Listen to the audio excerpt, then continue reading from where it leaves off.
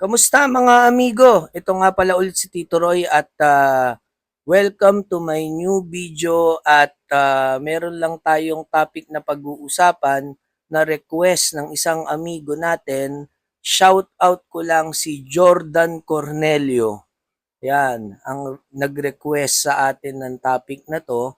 Pero bago ko simulan yung video, flex ko lang yung napakaangas na cup.